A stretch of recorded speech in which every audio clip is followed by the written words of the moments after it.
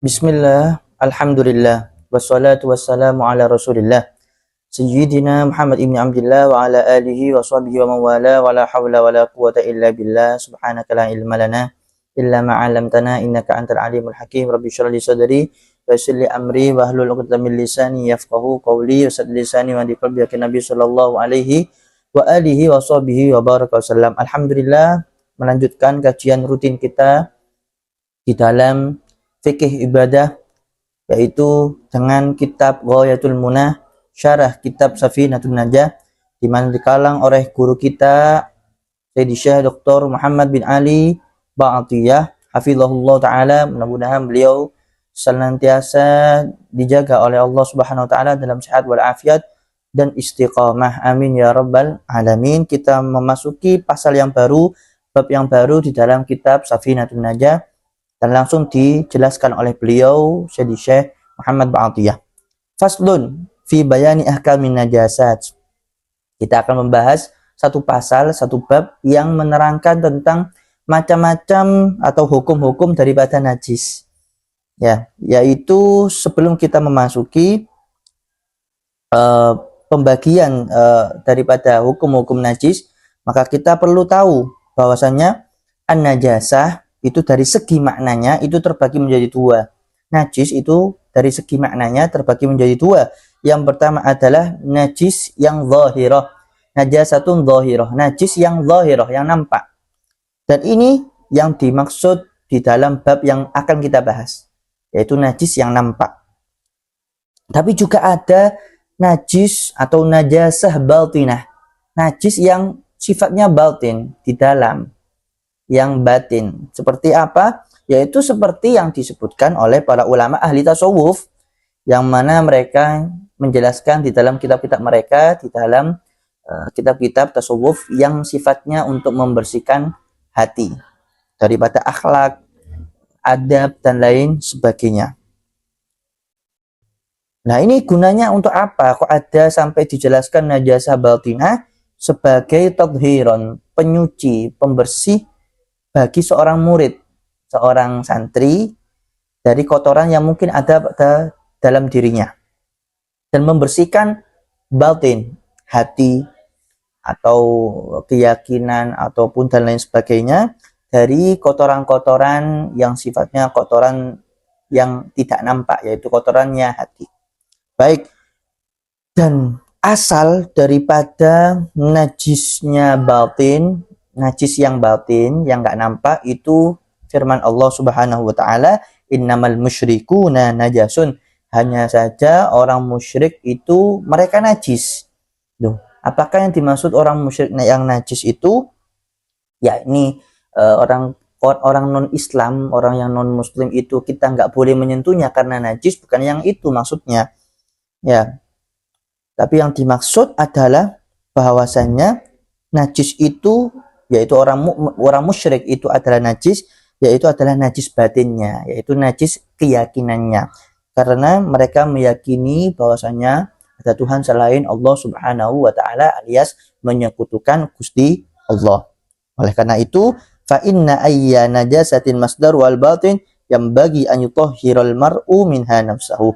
Maka dimanapun ada najis, yang najisnya adalah najis batin, maka seharusnya dan seyogyanya bagi seorang mukmin, seorang murid, seorang santri, atau kita semua untuk membersihkan diri kita dari penyakit-penyakit atau kotoran-kotoran tersebut. Baik, dan di sini disebutkan dalam kitab Ghayatul Munah banyak macam-macam daripada najis-najis batin. Wa kulluha adzaim wa syurur, dan semuanya yang disebutkan daripada najis-najis, kotoran-kotoran itu termasuk hal-hal yang besar dan kejelekan-kejelekan. Illa anna min a'dzamiha ba'da syirki wa ghairihi min su'il mu'taqad awwalu ma'siyatin usiyallahu biha wa yal hasad. Yaitu maksiat atau kotoran najis yang paling besar, najis batin ya, yang paling besar itu adalah syirik. Tapi ada setelah syirik. Apa itu? Yaitu hasud. Karena hasud merupakan maksiat yang pertama yang dilakukan kepada Allah Subhanahu wa taala oleh iblis. Karena iblis ini dia hasud kepada Nabi Adam sehingga dia bermaksiat dan melanggar perintah Allah Subhanahu wa taala, karena ia diperintah untuk sujud kepada Nabi Adam sebagai bentuk rasa hormat kepada Nabi Adam, makhluk yang paling mulia, karena manusia adalah makhluk yang mulia. Laqad khalaqnal insana fi ahsani taqwim. Sungguh kita telah menciptakan manusia di bentuk yang paling bagus. Wa laqad karramna bani Adam, dan sungguh kami telah memuliakan Bani Adam alias manusia. Kan manusia derajatnya lebih tinggi daripada jin, daripada syaitan, daripada iblis. Baik. Maka iblis gak mau bersujud kepada Nabi Adam sebagai bentuk hormat karena dia hasud dan juga ada sifat sombong. Maka sifat hasud, sifat sombong ya termasuk dosa yang besar. Termasuk dosa yang besar setelah syirik. Idan fal hasadu wal kibru wal hikdu wa ghayriha min adwa'il qulubi najasatun mansya'u wal qalb. Oleh karena itu penyakit dengki, penyakit hasud, penyakit sombong itu semua penyakit-penyakit yang mana termasuk penyakit hati dan semuanya adalah najis. Tapi najisnya najis batin yang mana sumbernya munculnya itu ada dalam hati. La yutasawwar maksiyatun bi ghairi azmin ala fi'liha. Karena tidak terbayangkan suatu maksiat kecuali ada kehendak untuk melakukan maksiat tersebut. Wala yakunu man sya'u dzalika illa al-qalb, dan enggak mungkin sifat-sifat itu tadi, maksiat itu tadi yang mana maksiat batin itu terjadi kecuali sumbernya adalah hati. Oleh karena itu Nabi Muhammad SAW bersabda di dalam riwayat Imam Bukhari dan Imam Muslim, ala wa inna fil jasadi mudghah, ketahuilah sungguh di dalam jasad itu ada segumpal daging. Idza saluhat salahal jasadu kulluh. Apabila segumpal daging itu bersih, baik, yaitu hati yang dimaksud ya, maka saluhal jasadu kulluh, maka jasad semuanya akan baik dan menjadi soleh. Wa idza fasadat, tapi kalau anggota atau segumpal daging itu rusak, maka semua anggota tubuh juga rusak. Ala wahyal qalbu, ketahuilah itu adalah hati. Faman talaqqaha qalbahu bin najasati lam yakun ahlan lin nadharatil ilahiyah. Maka ketahuilah barang siapa yang mengotori hatinya dengan najis-najis, maka hatinya tersebut tidak dapat mendapatkan pandangan ilahi, pandangan Allah Subhanahu wa taala, dan dia tidak akan mendapatkan anugerah-anugerah yang telah diberikan oleh Allah Subhanahu wa taala bagi orang-orang yang memiliki hati yang bersih. Faman tatahhara qalbuhu min daranin najasat, tapi barang siapa yang hatinya bersih dari kotoran-kotoran najis yang sifatnya najis batin, maka hatinya akan siap dan ahli untuk menerima tajalliyatil haqqiyat, keutamaan dan keindahan dan anugerah-anugerah yang diberikan oleh Allah Subhanahu wa taala. Wa ma fi kitabil ihya min rubil muhlikat wa ghairiha min kutubil qaumi ghaniyatul lil murid, dan kitab-kitab ahli tasawuf seperti kitab Ihya Ulumuddin karang Imam Al-Ghazali dan kitab para ulama yang lain yang menjelaskan tasawuf itu sudah cukup bagi seorang murid, seorang pencari ilmu atau siapapun yang ingin belajar tasawuf, cukup silakan mentelaah di situ dan dan akan cukup bagi dia untuk mempelajarinya sehingga dia akan terjaga dari sifat-sifat yang jelek, terutama yang sumbernya dari hati. Nas'alullah as-salamah, kita minta oleh Allah agar diselamatkan dari sifat-sifat tersebut. Amin ya rabbal alamin. Wa amman, sekarang kita masuk najis yang zahirah. Najis yang zahirah yaitu pembahasan yang ada di dalam kitab Ghayatul Muna. Yaitu secara bahasa najis itu mayustaqdaru walau zahiran. Apa yang menjijikkan meskipun dia suci. Ya najis itu secara bahasa loh ya. Itu sesuatu yang menjijikkan meskipun terlihat zahir, meskipun terlihat suci. Seperti apa? Seperti ludah. Kan ludah suci, tapi kan menjijikkan. Wal mukhat, ya ingus, wal mani, dan juga mani. Tapi secara syariat, secara istilahnya para fuqaha, yaitu adalah kul mustaqdarin yamna'u min sihhatis shalah. Yaitu najis itu secara syariat, pendapatnya para ahli fuqaha, yaitu adalah sesuatu yang menjijikkan, yang mencegah akan keabsahan sholat. Haitsu la murakhis, sekiranya enggak ada murakhis yang meringankannya, yang menrukhsahkannya. Fakhraja bi haitsu la murakhis, maka keluar dari makna sesuatu yang sekiranya enggak ada yang menrukhsahkan atau yang membolehkannya, malau kana hunaka murakhis, kalau ketika ada murakhis kalau di sana ada sesuatu yang membolehkannya, yang memaafkannya dan memaafkannya. Apa itu? Ai mujawwiz min fi'lis shalah ma wujudin najasah, yaitu hal yang membolehkan untuk melakukan sholat tapi ada najis. Siapa itu? Kasolati faqidit tahurin, seperti orang yang sholat tapi gak menemukan alat untuk bersesuci. Alat yang digunakan untuk bersesuci yang dimaksud adalah nggak nemu air juga nggak nemu tanah, maka nggak apa-apa, ya nggak ada lagi, nggak mau tetap sholat faqidit tahurin, sholat orang yang tidak menemukan dua alat untuk bersesuci, yaitu air dan tanah. Wa huwa qaidun lil idkhal fa yadkhulu fi dzalika al mustanji bil hajar fa innahu yu'fa an asal istinja. Dan termasuk juga orang yang istinja dengan batu, karena orang yang istinja dengan batu dia itu dimakfu dari sisa atau bekas daripada istinja dengan batu. Karena orang yang istinja dengan batu itu masih ada sisa, masih ada bekas daripada najisnya. Akan tetapi dimakfu oleh syariat, oleh Allah Subhanahu wa taala dan hukum Islam, sehingga meskipun ada sisa daripada najis, tapi selama dia sudah istinja dan pakai batu itu enggak apa-apa. Seperti itu. Wa tasihu imamatu, dan sah orang yang jadi imamnya itu ketika istinjanya pakai batu sah-sah saja. Wa ma'adzalik fa innahu mahkumun ala asal istinja bin najis bitanajjus. Tapi meskipun kita tahu hukumnya sah dan itu dimaafkan, tapi tetap kita menghukumi bahwasanya bekasnya najis ya tetap najis. Cuma dimakfu, kita diperbolehkan untuk sholat meskipun sudah istinja pakai batu. Baik. Maka sekarang kita masuk pembagian daripada najis. Pembagian najis itu ada dua. Ada tiga. Nah, ada tiga, tapi insya Allah di video ini kita akan membahas dua dahulu. Yaitu mughalladhah, mukhaffafah, dan mutawassithah. Jadi najis itu ada tiga, mughalladhah, mukhaffafah, dan mutawassithah. Akan datang penjelasannya satu persatu. Yang pertama adalah najis mughalladhah. Najis mughalladhah ini yang pertama, yaitu adalah najis yang berasal dari najisnya anjing. Karena anjing najisul ain, dia ainnya itu najis, baik ketika hidup atau mati. Jadi nggak cukup dia mati jadi bangkai terus najis, nggak, hidup pun dia najis.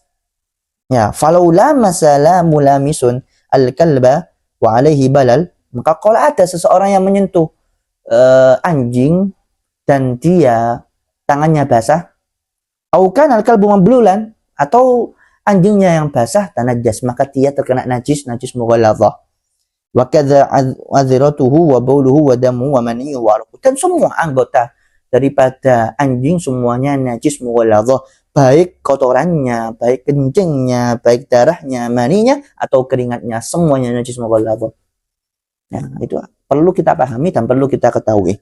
Dalilnya apa? Dalilnya sabda Nabi Muhammad sallallahu alaihi wasallam, riwayat Imam Muslim, tahuru ina'i ahadikum idza walagha fihi al-kalb an yaghsilahu sab'a marrat ulahunna bit-turab, yaitu mensucikan wadah salah satu daripada kalian apabila dijilat oleh anjing, maka hendaknya dibasuh 7 kali, salah satunya dengan turab, salah satunya dengan tanah, menunjukkan bahwasanya ini najis khusus.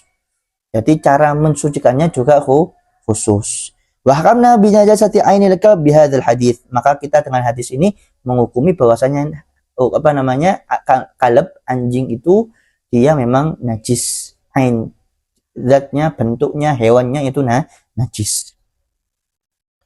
Kenapa? Bima anna lu'ab, apa segi cara pengambilan dalilnya para fuqaha itu gimana? Ini kita simak. Bima anna lu'abahu wa wa'atyabu ma fis siba wa wa mustahlibun min jismi najisun binas haid. Karena kita tahu air liurnya anjing itu wa wa'atyabu ma fis siba. Padahal air liurnya hewan buas itu sebenarnya itu yang paling baik, yang paling bagus sebenarnya. Tapi dari sini, dari hadis ini kita tahu bahwasanya air liurnya anjing itu mempengaruhi, dan gara-gara air liur anjing, wadah yang kena air liurnya itu harus dibasuh 7 kali dan campur salah satu dengan basuhannya itu dengan tanah, menunjukkan bahwasanya kalau air liurnya saja yang itu paling bagus, yang paling baik, itu saja najis, apalagi anggota badannya semuanya, dalam-dalamnya, luarnya, kulitnya, darahnya, dan lain sebagainya. Seperti itu. Maka nggak ada perbedaan antara anjing yang digunakan untuk berburu atau anjing peliharaan atau anjing yang lain. Bal ma'addu saydi najisun. Bahkan kalau ada anjing yang digunakan untuk berburu, kemudian dia menggigit hewan buruannya, maka hewan buruan yang digigit itu, yang terkena gigi anjing itu jadi najis. Ya, itu jadi najis, najis mughalladhah. Najis mughalladhah. Baik. Dan ini seperti yang disebutkan di dalam kitab Ar-Rawdah, Rawdatul Talibin, dan kitab Bughyatul Mustarsyidin. Maka solusinya gimana kalau ada orang berburu dengan anjing, kemudian anjingnya sempat menggigit hewan buruannya? Ya harus dibasuh. Dibasuh 7 kali, dan salah satunya pakai apa? Salah satunya pakai tanah. Kalau sudah dibasuh, baru boleh dimakan, karena sudah suci. Nah, itu harus perlu diperhatikan lagi. Baik. Dan seperti anjing, di dalam najisnya najis ain, najis hewan memang dia najis, yaitu adalah khinzir, babi. Li'annahu aswa'u halan minal kalb, karena babi ini lebih jelek lagi daripada anjing. Wa li'annahu la yajuzu iktina'uhu bihal, karena enggak ada seorang pun, dan dilarang memang orang itu memelihara babi, dilarang. Wa yundabu qatluhu min ghairi dararin fi, bahkan kita dianjurkan atau disunnahkan untuk membunuh babi meskipun dia nggak berbahaya. Ya. Wa mithlu ma dzakarna fi najasati far'u ahadihima, atau dan termasuk yang najis ain juga itu adalah peranakan dari keduanya, alias peranakan dari anjing dan babi, atau dari salah satu keduanya. Jadi anjing, peranakan anjing dan kambing misalkan, seperti itu. Ya. Kenapa? Karena tagliban lin najasah, karena kita menguatkan hukumnya najis. Yang najis itu kuat, wis bahaya. Jadi sekali dia mengkontaminasi maka jadi najis, meskipun ada kambing yang suci. Nah, itu apa? Najis mughalladhah. Sekarang najis mukhaffafah. Apa najis mukhaffafah? Najis mukhaffafah seperti yang disebutkan di dalam kitab ini, yaitu adalah baulu sobi, yaitu adalah kencing. Ingat, kencing, bukan kotorannya, bukan darahnya, bukan nahnahnya, juga bukan muntahnya, tapi kencing. Siapa? Kencingnya siapa? As-sobi, anak laki-laki yang kecil. Ya, ini termasuk syarat juga ini. Ya, maka nggak boleh unsa, perempuan, atau yang memiliki 2 kemaluan, nggak boleh. Karena kencingnya anak perempuan meskipun dia kecil, ya, ataupun orang yang memiliki 2 kemaluan itu najis. Alladzi lam yat'am ghairal laban, yang mana bayi tersebut, bayi laki-laki tersebut tidak makan kecuali ASI. Ya, kecuali ASI. Dan termasuk ASI yaitu adalah krim, ya. Krim, mungkin kishtoh, bahasa Arabnya kishtoh, wa zubdah, semacam keju. Nah, gitu. Wa sawa'un akana labanu haliban aw ra'iban, baik susunya itu murni atau fermentasi atau yang semacamnya, yang penting susu. Nggak makan, nggak minum kecuali olahan susu, seperti itu. Min ummihi aw min ghairiha, baik minum susunya anak kecil laki-laki itu dari ibunya atau selain dari ibunya. Hayawan atau adami, baik susunya hewan atau susunya manusia, susu sapi, ya, selama minum susu nggak apa-apa, termasuk najis mukhaffafah, air kencingnya saja. Wal murad biqaulihi lam yat'am, dan maksud daripada perkataan pengarang kitab yaitu dia tidak memakan, maknanya adalah dia tidak yataghadza, tidaklah mengkonsumsi makanan kecuali dengan laban, dengan susu. Karena ini syaratnya harus mengkonsumsi memang dengan susu saja. Oleh karena itu kalau kharaja bitaghadzi, maka keluar dari mana konsumsi, malau akhadha ghairahu ala sabili ghairi taghadzi bi an akhadha aslan aw nahwahu litadawi, kecuali kalau dia mengkonsumsi lain. Misalkan bayi ini mengkonsumsi nggak susu, misalkan mengkonsumsi madu, ya, atau selain madu, yang mana tujuannya dia mengkonsumsi madu itu atau yang semacamnya itu untuk tadawi, untuk berobat. Karena sakit harus diminumi madu, maka minum madu. Nah, ini nggak masalah, nggak masalah. Atau kurma untuk tahnik, ya disuap sama seorang soleh, itu nggak masalah. Tapi kalau memang dia mengkonsumsi makanan pokoknya adalah susu, baik susu sapi atau susu ibunya atau lain sebagainya, yang penting namanya adalah susu, maka apa? Maka kencingnya bayi laki-laki najis mukhaffafah. Ya, najisnya adalah najis mukhaffafah. Baik, kemudian lanjutannya apa? Amma idza tamada fit taghaddi ala ghairi laban faqat au 'ala laban wa ghairi laban fa inna baulu yakun najasa mutawassithah. Maka kalau ada seseorang ibu yang menyusui anaknya atau membuat anaknya itu mengkonsumsi nggak cuma susu saja, tapi ada mengkonsumsi yang lain. Misalkan sudah mengkonsumsi nasi bubur ya, bubur bayi, misalkan sudah mengkonsumsi bubur bayi, sudah mengkonsumsi pisang dan lain sebagainya, maka kencingnya nggak jadi najis mukhaffafah, najis yang paling ringan, tapi menjadi najis mutawassithah, najis yang tingkatannya mutawassithah, pertengahan. Karena makna daripada najis mukhaffafah adalah yang paling ringan, mutawassithah adalah yang pertengahan, mughalladhah adalah najis yang paling berat, paling tinggi. Baik. Walam yablugh al-haulain, dan bayi tersebut yang mengkonsumsi yang tidak pernah mengkonsumsi kecuali susu itu dia belum berumur 2 tahun lebih. Jadi kalau di bawah 2 tahun masih 1 tahun setengah, masih 1 tahun, itu nggak masalah selama dia masih mengkonsumsi susu saja. Wa huwa qaidur rabi', ini syarat yang keempat. Fa innahu law balaghahuma fa inna baulahu najasa mutawassithah, karena kalau meskipun ada bayi laki-laki mengkonsumsi susu saja dan umurnya sudah lebih daripada 2 tahun, maka najis kencingnya menjadi najis mutawassithah, bukan mukhaffafah. Baik. Dan yang dimaksud daripada 2 tahun ini yaitu adalah tahun Hijriyah secara tepat. Ya, tanggalnya tepat. Maka kalau fayadur ziyadatu yaumin aw yaumaini wa huwal mu'tamad. Ya.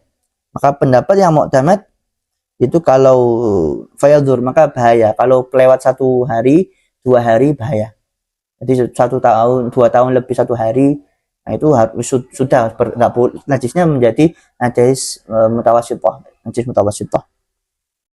Wa tusabul haulan min infisali, dan dihitung 2 tahun dari hari lahirnya. Wal farqu baina bawli sobi wa sobiyah, dan perbedaan antara kencingnya sobi, bayi laki-laki, dan bayi perempuan dengan menjadikan kencingnya bayi perempuan ini najisnya najis mutawassithah, najis yang pertengahan, dan menjadikan najis baul kencingnya bayi laki-laki itu najis yang mukhaffafah, yang ringan. Karena apa? Dasarannya apa? Dasarannya adalah ada hadis, ada nas dari Nabi Muhammad SAW yang diriwayatkan oleh Imam Bukhari dan Imam Muslim dari Ummu Qais, bahwasanya Ummu Qais ini pernah datang bibnin laha shogir, membawa putranya yang masih kecil, yang mana nggak pernah makan kecuali susu. Fa'ajlasahu Rasulullah SAW fi hijrisihi, maka Rasulullah mengambilnya dan memangkunya di pangkuan beliau Sallallahu alaihi wasallam. Maka tiba-tiba bayi ini, anaknya Ummu Qais ini, kencing di pangkuannya Rasulullah. Maka Rasulullah da'a sallallahu alaihi wasallam bima'in. Rasulullah menyuruh sahabatnya untuk ngambil air, dan airnya itu diambil oleh Rasulullah, fanadhahahu walam yaghsilhu. Cuma diciprat-ciprati saja sama Rasulullah yang terkena air kencing, walam yaghsilhu, dan pakaiannya yang terkena kencing tadi itu enggak dicuci, cukup diciprat-ciprati saja oleh Rasulullah. Ada cairannya, nanti kita bahas di bab yang setelahnya. Bab setelah ini maksudnya. Wa khabari Abi Dawud wa Nasa'i wa ghairihima, dan hadis riwayat Abu Dawud dan Imam Nasa'i dan yang riwayat imam yang lain, yusalu min baulil jariyah, yaitu sabda Nabi Muhammad SAW, yugsal, dibasuh, dicuci pakaian atau kain atau lantai yang terkena kencingnya bayi perempuan. Wa yurash, dan diciprati saja, min baulil gulam, dari air kencingnya bayi laki-laki. Itulah pembahasan atau pembagian yang satu dan kedua daripada pembagian-pembagian najis, yaitu najis mughalladhah dan najis mutawassithah. Insyaallah najis najis mughalladhah dan najis mukhaffafah. Insyaallah di video selanjutnya kita akan membahas najis mutawassithah. Mudah-mudahan kita diberikan ilmu yang manfaat, yang barokah, diberikan keistiqomahan oleh Allah Subhanahu wa taala. Wallahu a'lamu bissawab.